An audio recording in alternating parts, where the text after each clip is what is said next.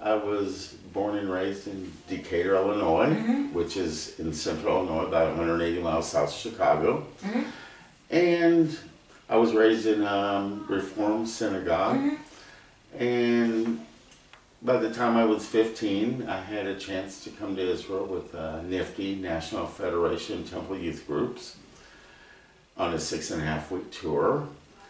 And I really didn't want to come. And my mother talked me into it, and so I did my tour. We worked on kibbutz care, was on the archaeology dig in Jerusalem, and toured the whole country, from the Golan Heights down to Sharm el-Sheikh in the Sinai, climbed Sinai, Masada, etc. And when the tour was over, I went home, and I was ready to go home. I'd never been away from home before. And when I got home, I was home about a week, and I was laying in bed there, and all of a sudden a thought just popped in my mind. Everybody was Jewish there, and I'd never been in a country where the majority was Jewish. I'd been the minority my whole life. So I decided I gotta go back there again. And it was probably about, maybe less than a year later, I got a little postcard in the mail from, I think it was from Miami, and it was a program called High School in Israel, which was located at the time near Kfar Sava. And it was an 8-week program, and so I signed up for that, and we studied all the history of Israel, and when we were studying a certain topic, we would go there. And my teacher told us, and it never really dawned on me till I was in class one day, he says, you can live here if you want. And that's at 17, I was 17 by then, that's when I decided I wanted to live here. So to make a long story short, through the years I've been here numerous times. And back in 2015 in the winter, I was actually sitting on the couch in my house in Knoxville, Tennessee, and I was telling my wife, I said, you know, we're not getting any younger, and if we're gonna go, we better go now. And she just looked at me and she said, you should have went years ago. So within approximately 6 months, I landed in Tel Aviv, 6 weeks ahead of my family. And I stayed in Tel Aviv for about a month. I knew I wanted to live in the Negev, I didn't know where. So I traveled to the different communities, and I wasn't really impressed with they were nice cities, I just didn't hit me right. And when I was in the Misrata Panim in Tel Aviv trying to get some paperwork in order for my family, and how they make you wait for hours, so I got on my phone and went on the Nefesh Ben Nefesh, and I looked up cities in the south in Israel. And I was reading about all the cities, and when I read about Yerucham, I thought, well, that looks nice. So when I finished talking to the individual there at the Misrata Panim, when I finished my business, I walked out the front door and I asked the security guard, I said, which bus to the central bus station, and went from the Misrata Panim to the bus station, and happened to be there was a bus leaving for Yerucham within a couple minutes, and I took a direct bus to Yerucham, and when I got off the bus I walked around the city, and I thought this would be nice for my family and I. And I wanted a small city because I have a 9-year-old child, and that way I knew maybe she'd be more comfortable, be easier to make friends and everything. So. Okay, tell me, when you were growing up, was it a Jewish home? Did you celebrate the holidays? Yeah, we celebrated. We went to synagogue for Yom Kippur, Rosh Hashanah. Of course, I had a bar mitzvah, big bar mitzvah.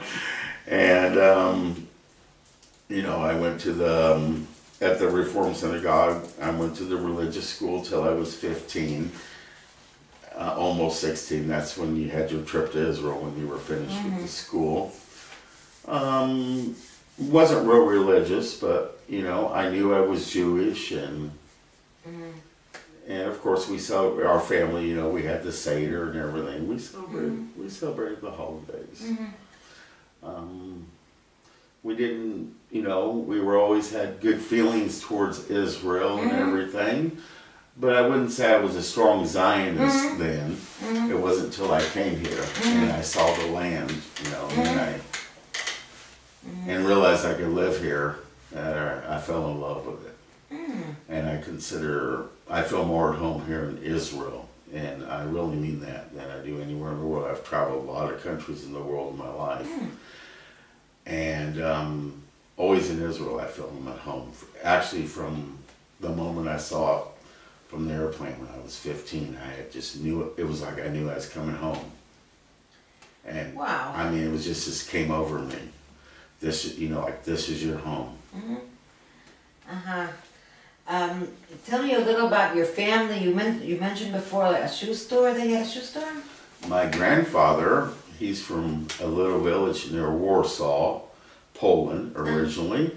And his father, which would have been my great-grandfather, would come back and forth to the United States and work a little bit and go back to Poland. Well, on his last trip in 1910, he decided to take my grandfather with him, who was 14 at the time. He was an accomplished shoemaker by then, and they were going to go to the United States, and they did, and work. Well, when my great-grandfather said, well, it's time to go back to Poland, my grandfather said, I like it here. I'm not leaving. And he never saw his dad again. He was on his own. And he only had $2 in his pocket. But he knew how to make shoes. So he'd buy used shoes and fix it. And he lived in a lot of different cities. Evansville, Indiana. He lived in St. Louis. And then he eventually moved to Decatur, Illinois, and opened up a shoe repair shop, which eventually became a outlet discount shoe store. Oh. And so your grandfather came over, and he left his father back in Poland. No, his father brought him over here to work. He would come temporarily and work, make money, and then go back to Poland. On his last trip to the United States, my great-grandfather, he brought my grandfather with him, and when it was time to return to Poland, my grandfather told his dad, I don't want to go back, I like it here. And he never saw his dad again, ever. And my grandmother, my grandfather's wife, she's from Latvia. Oh.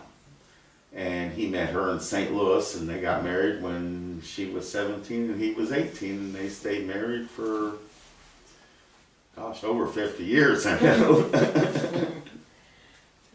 Wow. And you went to high school in Decatur, and then you went to that program in... No, that was actually during my senior year in high school in Decatur, Illinois, that they had this high school program. So actually the school that I went to in Illinois would not support me to go. So what I did was I talked to all my teachers individually, because the administration they said you don't need to go to Israel. And I really wanted to go. And I said, listen, if I go to Israel, if I work ahead on all my studies, when I get back, can I take my finals? And all my teachers helped me in all my classes to do that. So I worked ahead and was finished with the whole semester's work. They gave me all the assignments, and I worked way ahead. And when I returned, I was able to take my finals and do my last semester of my senior year and graduate with my class. Oh. So I actually had to drop out of high school to do it and reinstate myself into high school. I dropped out with straight A's.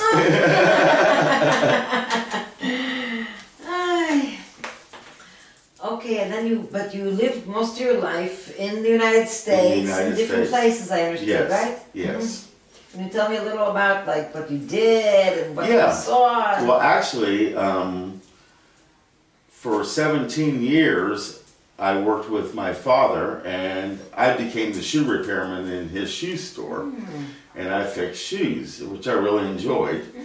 And when my father passed away, I decided I wanted to move on, do something else, and I got a chance to learn how to be an electrician. I got in the union and went to their 5-year program and graduated from there. And I've traveled all over the country working different union jobs, you know. Oh. Texas, at Bell Helicopter, General Motors in Arlington, Texas. I helped rebuild a hospital in Missouri when they had the big tornadoes in Joplin, Missouri. Joplin, Missouri. Yeah, I've worked at nuclear power plants in Illinois, Alabama, and in Tennessee. Actually, my last job before I came here was to help finish the reactor for the newest nuclear reactor in the United States. It just went online about probably 6 months ago, approximately, near Knoxville, Tennessee. Oh. So I've had a lot of different jobs, a lot of experiences, seen a lot of the country and everything. When you came to Israel, you came 6 months before your wife and daughter. No, 6 weeks. 6 weeks. Oh. Yes. Okay. 6 weeks. Can you tell me about, like, did anyone help you make Aliyah, the Jewish agency, Nefesh Ben Nefesh, or you just decided to? I decided to go, and this is how we did it. This was our way of doing it, and I believe every individual should do what's best for them. I was trying to get everything in order for everybody before we went. I was talking to the Jewish agency. I'd been on the phone with Nefesh Ben Nefesh and everything. And my wife gave me an idea. She said, why don't you just go on ahead and just go there and do everything there. And I believe I've learned as I've gotten older, it's good to listen to your wife. And she said, you find a city to live in, a house to live, apartment to live in and everything. And for my family, that worked out the best. Okay. Okay, so you got off the plane and you, wow. Got off the plane, I knew I was going to Tel Aviv. That was going to be my base. All right, okay. And I knew where I was going to stay at a youth hostel, you know, on Har Street. Not far from the U.S. I know Embassy. where it is, yeah. Called 48 Har or something like that. Excuse me. And that was my base, and you know, I went to the Misrata Klita. It was one of the first things I did. You know, we got a 2.0 lay situated, etc. And started really, you know, and started on the paperwork for my wife and my child and everything. I brought all my important documents with me for all of our family, marriage certificate, birth certificate, all had apostille on them and everything, so I had all that handy. And also looking for a place to live. You know, I had no idea, except I knew I wanted to live in the Negev. I wanted to live in a dry heat. I was tired of living in humidity my whole life. And were the people, like, welcoming? Yes, yes. In my personal experience, everybody's been helpful. I haven't run into too many snags here. You know, there's a lot of bureaucracy, of course, and you just kind of go with the flow. If you go with the flow and you cooperate and don't try to too much bulk at the system, it goes smoother for you. At least for me it did. Oh, wow, You yeah. know? So tell me about, and you work here, can you tell me a little about your job? Okay. My first job, I'd been here about 3 months, and I thought, well, it's probably time I need to get a job. And probably good for me to get out of the house a while so my wife could have some time. So I went to the unemployment office here in Lirukham, and I told her I'm an electrician, and she said, well, I don't have any electrical jobs. And I said, well, I can do anything, you know. I don't mean I can actually do anything, but I said there's other types of work I can do. I don't have to do electrical, etc. And she said, well, they need a dishwasher here at the hotel. And I had been a manager at a restaurant when I was in my 20s for probably about 7-8 months. So I was pretty familiar with the restaurant business. So I took the referral and went to the hotel, and they hired me as a dishwasher there, and I worked there about 6 months. And then, after I got used to working in Israel and being around the people and everything, I knew it was time to look for electrical work. And then I got a job with an electrical contractor, and I've worked at different places in, I think it's, is Neviot, or is it Kiryat Gat, which is right on the border with Gaza. Netivot. Netivot, yes. Right. I worked there for a little bit. For this contractor, I worked at Kibbutz Mashabei Sadeh for them. And then the unemployment office, the lady that worked there, she's very nice. I think Sarah's her name. She called me and told me about this job in Ashalim where they're building a solar power plant. And so she kept calling me, so I thought, okay, I'll go talk to him. So they were interviewing everybody in Dimona, and it was actually for a production worker. She said, tell me you're an electrician. So I told her, and she said, I told the person in Dimona that I was an electrician, and so she made some phone calls, and she said, I want you to go to the plant right now and talk to the project manager, and they hired me for maintenance. Oh. Which turned out to be a very good. I like that a lot. Okay. Because I get to fix things. I like to fix things. Okay. So that worked out good. Wow, that's great. Yeah. Ashalim, which is down towards Stable Carries. Yes, it's south of Yerucham here on Highway 40. It's probably about 25 minutes approximately ride from Yerucham. Okay. And they give you transportation? Yeah, they come and pick you up on the bus, they bring you home, and they feed you there. That's good, yeah. Tell me something, and how do you find Yerucham? I love Yerucham. Oh. I've lived in different sized cities in my life. Decatur was mid-sized, Knoxville was about the size of Beersheba. I like it here because when I first got here I didn't have a car. I could walk anywhere I wanted. I could be, if I needed to go to the store, to go to work. Everybody's really friendly here. You know, it's like a small town atmosphere. Small town, yeah. I just felt, I don't know how to describe it. It's kind of like when I got off the bus the first time here and walked around town. I had a good gut feeling about the town. I just feel really comfortable here.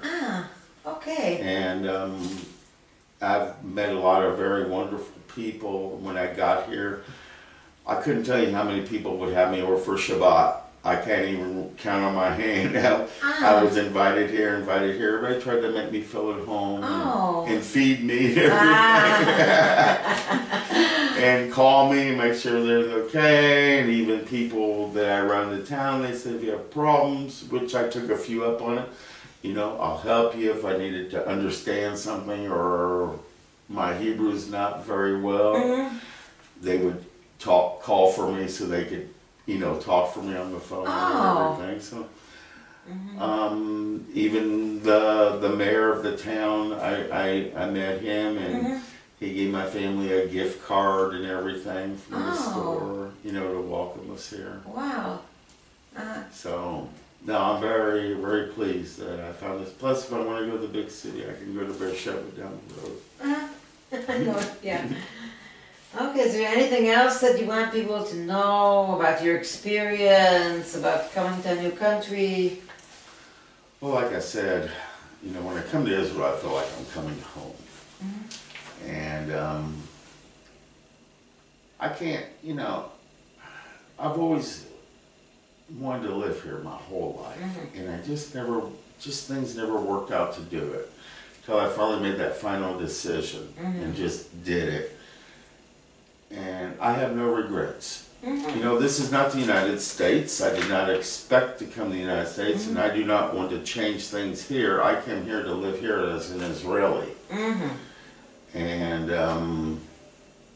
I miss nothing from the United States.